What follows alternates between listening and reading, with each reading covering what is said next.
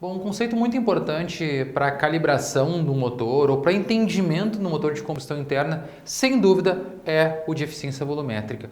Eu vou tentar trazer de uma maneira bem simples esse conceito de eficiência volumétrica e uma das maneiras mais simples de explicar é usando matemática, tá, pessoal? Então eu vou trazer alguns exemplos e vou mostrar depois num mapa onde que a gente vai enxergar essa condição de eficiência volumétrica, tá bom?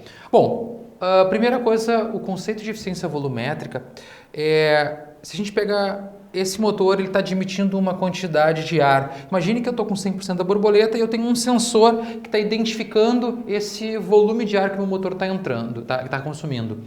E eu também sei que esse motor é um motor de 2 litros, 4 cilindros. Então, o volume deslocado dele é 500 centímetros cúbicos.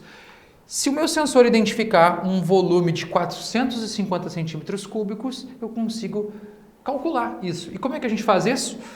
O volume real admitido, que é isso que o sensor mediu, e o volume do motor. Então, a relação ou a divisão entre o volume real e o volume do motor me dá a eficiência volumétrica, ou seja, 450 centímetros cúbicos dividido por 500 dá 0,9.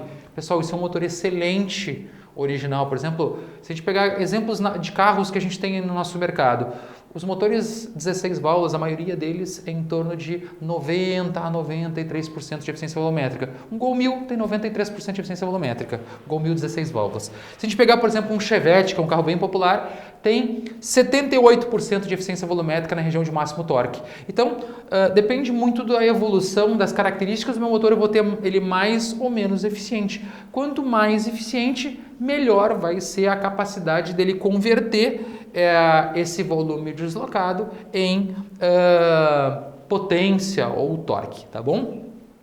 Para facilitar ainda o entendimento, eu vou usar uma outra equação, ok? Então, o que vai determinar que meu motor lá consiga admitir só 450 centímetros ou admitir menos? O que acontece é que em baixa rotação, quando o meu motor está em 1000 RPM, 1200 RPM, ele tem baixa eficiência volumétrica, ou seja, ele não consegue admitir os 450 centímetros cúbicos. É impossível admitir. Por quê? Porque a velocidade de entrada do ar ela é muito baixa. Então, se a gente quiser entender essa relação de vazão, que a gente simbolizou pela letra Q aqui, é a velocidade do ar multiplicado pela área do duto. O que é a área do duto? Normalmente o pessoal entende que a área do duto é a área da válvula, da sede de válvula, mas existe uma coisa chamada área de garganta, que existe inclusive alguns treinamentos do Brasil que o pessoal fala um pouco mais sobre a área de garganta e explica bem esse conceito de área de garganta. Então, essa menor área do duto multiplicado pela velocidade que o ar está entrando, eu consigo saber qual é a vazão, quanto meu motor está consumindo. Então, se cai a velocidade em baixa rotação, é lógico que vai cair a eficiência volumétrica. E vai chegar um momento que o meu motor está numa rotação tão elevada que a abertura e o fechamento da válvula acontece muito rápido, num tempo muito pequeno.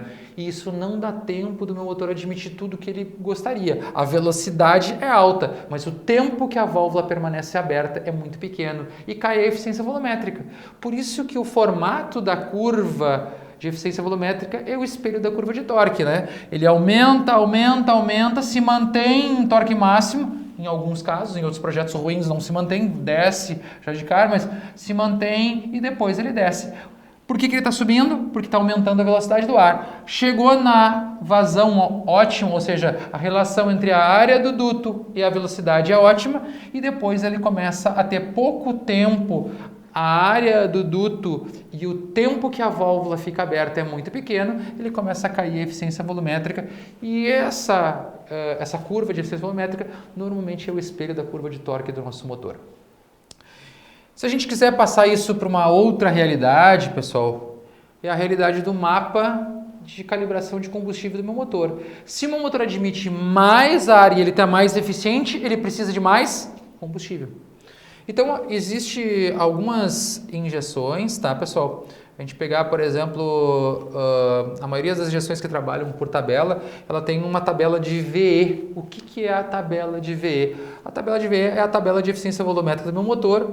Teoricamente, aqui ele estaria em torno de 20%, 24%, 33%, 40%. Christian, mas como é que o meu motor vai ter 121% de eficiência volumétrica? Provavelmente porque é um motor turbo, né? Então aqui já temos pressão positiva. Essa tabela aqui, pessoal, ela pode ser vista em VE, tá? Na Feltec, ela pode ser vista em milissegundos e ela pode ser vista em Dutt Cycle. Qual é a diferença desses três modos? Aqui eu estou vendo quantos milissegundos o meu injetor está recebendo de estímulo para ficar aberto. Aqui eu estou enxergando uma estimativa de eficiência volumétrica, por isso que a eficiência volumétrica ela não aqui, principalmente aqui não está mostrando, ela não é uma eficiência real, mas é uma estimativa da eficiência volumétrica. Ou o meu Dutt Cycle do injetor.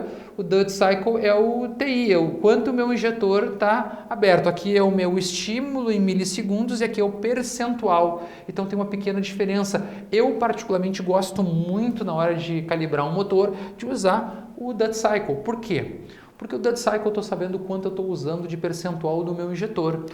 Se eu disser que tem 8,7 milissegundos, ele é um número que eu não consigo entender o quanto eu estou aproveitando o meu injetor. Mas se eu disser que eu estou usando 24,7% do meu injetor para essa faixa, aí fica mais fácil de entender. E mesmo a eficiência volumétrica com 58%, eu ainda acho que para muitas pessoas é um valor difícil de se entender. Espero que depois dessa explicação fique mais fácil. É possível, através de calibrar um motor usando o valor de eficiência volumétrica, mas ainda acho mais simples no momento que a gente faz um bom projeto e calcula um injetor da maneira correta para atender o nível de potência que a gente precisa, é fácil da gente identificar qual é a capacidade que a gente tem utilizando o Dutt Cycle. Isso não é uma regra do pessoal, eu respeito quem usa cada um dos recursos, eu só estou dizendo como eu me sinto mais confortável na hora de calibrar um motor utilizando o percentual do injetor aberto e não os outros dois itens, não que não sejam eficazes e não sejam fáceis também de se executar a calibração de um motor.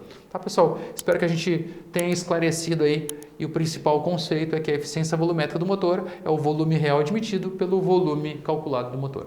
Tá ok? Obrigado, pessoal.